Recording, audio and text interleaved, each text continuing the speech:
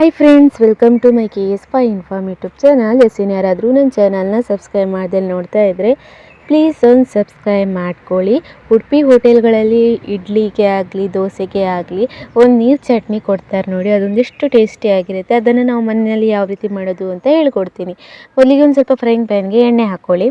ಅದಕ್ಕೆ ಒಂದು 4 ಕಾಯಿ ಮೆಣಸು, ಸ್ವಲ್ಪ ಕರಿಬೇವು ಸೊಪ್ಪು, ಹಾಗೆಯೇ ಒಂದೂವರೆ ಟೀ ಸ್ಪೂನ್ ಆಗುವಷ್ಟು ಹುರಿಗಡಲೆ, ಒಂದೂವರೆ ಟೀ ಸ್ಪೂನ್ ಆಗುವಷ್ಟು ಶೇಂಗಾ ಕಾಳನ್ನ ಹಾಕ್ಕೊಬೇಕು.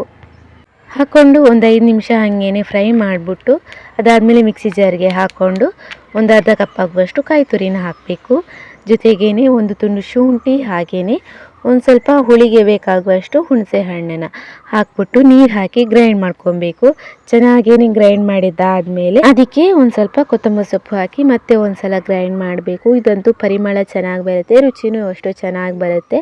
ಅದಾದಮೇಲೆ ಗ್ರೈಂಡ್ ಮಾಡಿದ್ದಾದಮೇಲೆ ನಾವು ಬೇರೆ ಪಾತ್ರೆಯಲ್ಲಿ ಇದಕ್ಕೆ ಹಾಕ್ಬಿಟ್ಟು ನಾವು ಒಗ್ಗರಣೆ ಮಾಡಿ ಇದಕ್ಕೆ ಸೇರಿಸ್ಕೊಂಡು ಮಿಕ್ಸ್ ಮಾಡಿದರೆ ಆಯಿತು, ರೆಡಿ ಆಗುತ್ತೆ ಕಾಯಿ ನೀರು ಚಟ್ನಿ. ಇದಂತೂ ಇಡ್ಲಿಗೆ ಟೇಸ್ಟಿಯಾಗಿರುತ್ತೆ ಅಂತಲೇ ಹೇಳ್ಬೋದು. ಹಾಗೆಯೇ ದೋಸೆಗೂ ಅಷ್ಟೇ ಟೇಸ್ಟಿಯಾಗಿರುತ್ತೆ.